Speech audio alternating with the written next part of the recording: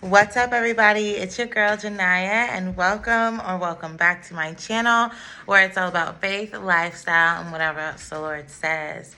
I wanted to get on here, of course, because it's day 16, but also to tell you about what we're going to be praying about in day 16 of the January corporate fast. If you hear noise in the background, it's because my dogs are inside. They just refuse to stay outside. So let's get into day 16. Day 16 is praying for our children. If you look around, you can see that our children are under attack. There is a spiritual war going on in the realms of the spirit about our children. You can see that in what they're trying to teach our children at school and the things they want to be okay for our children. Even in just the way you see the heightened violence of children, or not of children, but yes, of children, like it happening to children, but also children committing the violence. You can see how different it is from when we were kids. I'm in my 20s, my mid 20s, so it's way different now than it is when I was growing up. High school, middle school, elementary school, it's way different. And I think that we can all say the same for ourselves. It's a bit different when we were growing up. So it's important that we keep our children in our prayers, especially if you have children. We'll start with Proverbs. Proverbs 22:6 says to train up a child in the way that he should go, and when he is older, he shall not depart from it. He will not depart from it. Cyrus. Sorry. My dog was munching over there. He's hungry.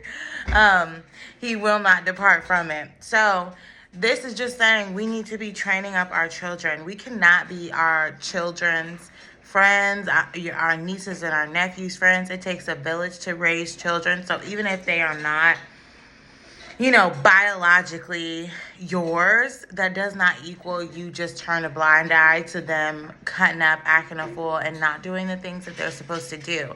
It takes a village, and if you are a part of a child's village, you need to, at the very least, step in when something wrong is going on with them. Step in where the Lord shows that you can help and, make a difference. Step in where he's showing you, hey, this needs to change, or this needs to change, or whatever the case is. We need to step up and step in. Speak up. Tell a parent if you don't feel comfortable, bringing about that correction. But we cannot afford to turn a blind eye to maybe a seed that the enemy is planting to bring about a change in that child's life and not a change for the better. Psalms 127:3 says, behold, children are a heritage from the Lord, the fruit of the womb a reward. So children are a blessing. They are a reward from God, okay? When you have a child, the Lord is like, I'm giving you this as a reward. I am blessing you. That is how serious it is to be having a child. We should not take it lightly or just think of it small to have a child, or to raise up a child in the admonition of Christ. It is a serious matter, and we should treat it as such. Our children are dealing with a lot. The enemy is throwing a lot at our children, and we need to be in constant prayer for our babies, okay? Period. There's just no way around that.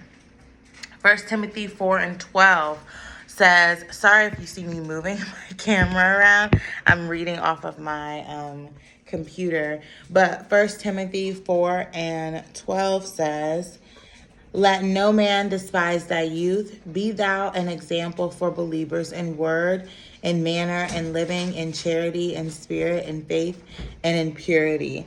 So in all of these things, another version says, Let no one despise or think less of you because of your youth.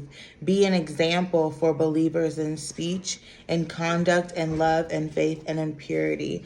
So in all of these things, when we have children and we can see that the Lord is moving in them, don't look down on them because they're young. Even if a young person comes to you in love and corrects you or says, hey, that's not right, we shouldn't be doing that. Don't look down on them because they're young, right? The Lord is raising up our children. Even in the, I think my light just died, but even in the word it says that our young men will I think will dream dreams, or maybe it's our old men will dream dreams and our young men will speak prophecy.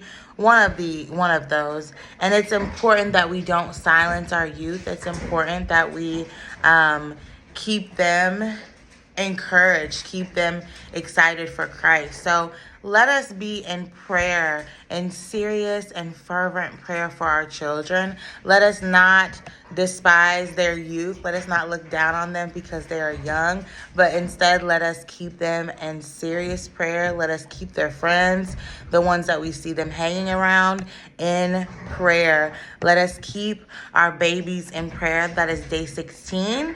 I love you guys, and I will see you tomorrow. Bye.